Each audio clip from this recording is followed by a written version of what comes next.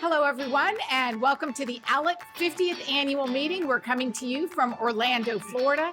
I'm so excited to be joined by Lori Saine. She is a county commissioner from Weld County, Colorado. Prior to that, she served 8 years as a House representative in Colorado, and we are just grateful for your service and for your participation in ALEC.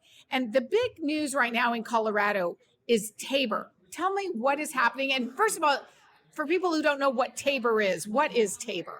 Well, TABOR is the gold standard for tax expenditure limits.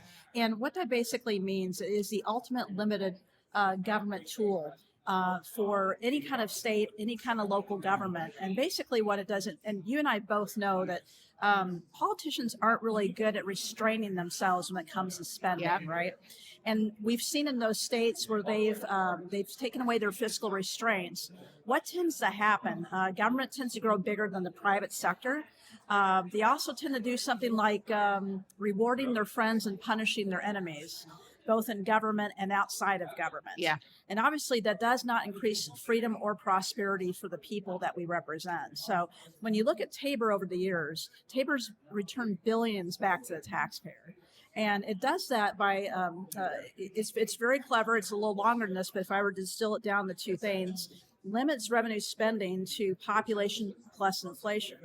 And why exactly did they design it like that? It's because, well, you serve people. So if you have more people, you're allowed to grow to that population. Right. Inflation obviously increases the price of goods and services.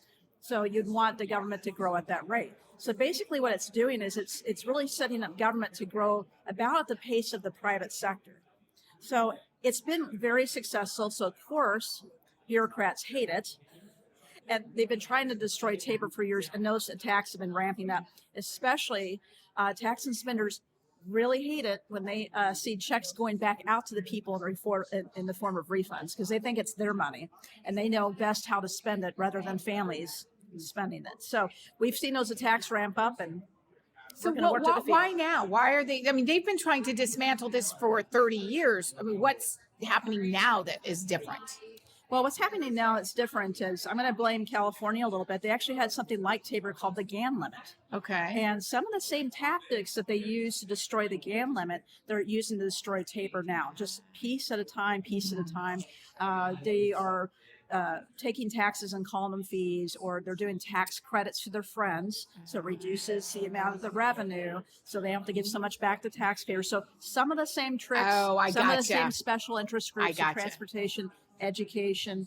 But what happened when the GAN limit was no longer effective, it wasn't really fully repealed, is not only did jobs and businesses come to Colorado, but their biggest export was California politics to Colorado. Yeah. So now we have a supermajority in the House that is Democratic, which is blue, and the Senate's holding on by its fingernails. So we're in a situation where TABOR's coming in an increasing attack, and refunds are coming, and therefore the legislature has devised some schemes. I'll talk about two of those in just a moment, but they've devised some schemes to get rid of TABOR for good. Oh, geez. I am so sorry to hear that. Yes. So it's sort of piecemeal attacks, or yes, is what are these schemes? Well, the latest ones, they've been doing piecemeal for a while, but the latest two will pretty much gut TABOR for good over the next decade. So one of the things they've done, our state legislature has a superpower. Okay. They can actually approve their own ballot language. And the ballot language they approved was very deceptive. Rather than a citizen or the Independence Institute saying doing their own ballot measure, the state legislature can approve their own language, which basically told taxpayers, if you were to hear this language, what would you think? Shall not increase the tax assessment rate. Well, you would think that means, if I vote for this, that means my taxes won't go up. What ended up happening just 2 months ago is their property tax went up 30%. Wow. So essentially, I really can't think of anybody. Do you know of anybody whose income went up by 30%? No. But the government's income just went up by 30%. That's crazy. So essentially, that's a huge windfall. And what we're going to be asking folks to do is, at the local government level, is to see if they can reduce. You can either reduce the tax assessment rate, which the state's probably not going to do, since we've seen. Well, you can also you can't really control the market because it's based a little bit on the actual appraisal, but you can reduce mill levies. And so we do have some heroes in the legislature, like Representative Frizzell and Mark Baisley, who actually put a bill together so local governments can actually reduce their mill levy temporarily to give relief, and then they can raise it back up as needed. So it's like a little bit of a smoothing function that local governments can do to return some of that money back to the taxpayer to give relief. The reason why we're asking folks to do that, the proposition, or I called it Proposition HH, because it takes the sting away for a little bit, because they're lowering the property assessment tax just like 0.15, I think, but it doesn't take away the pain that's coming later. But essentially what they're saying is, we're going to give you a quarter now, and you forego $10 later through your TABOR refunds.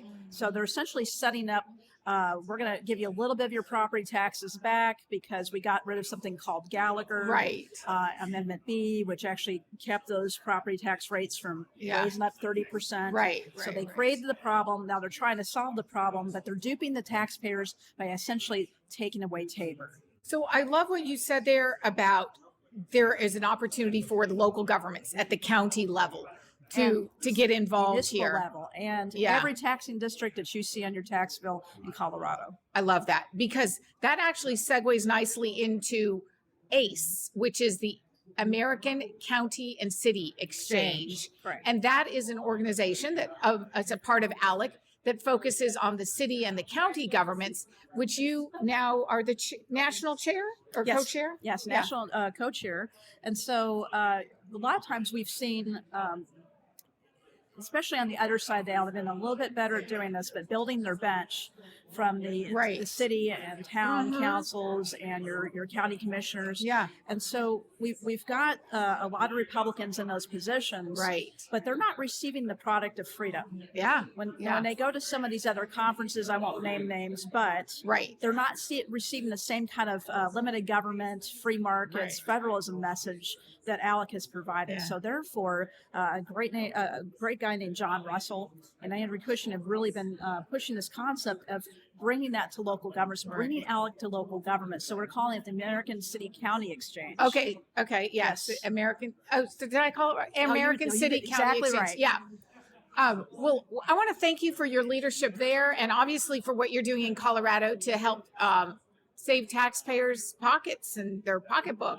Yeah. But it can start at the local level too. And actually, a lot of times policy is more effective at the local level. Right. You can do more for the citizens, not only with the taxing power, with the policies, than sometimes the state level can do or the federal level can do. So that's an important component to bring into the ALEC family and also spread that message of freedom and limited government. Thank you. Lori Saine, Weld County Commissioner, Colorado. We appreciate you joining us here from Orlando at the ALEC 50th Annual Meeting, and we'll see you next time on an ALEC TV live stream.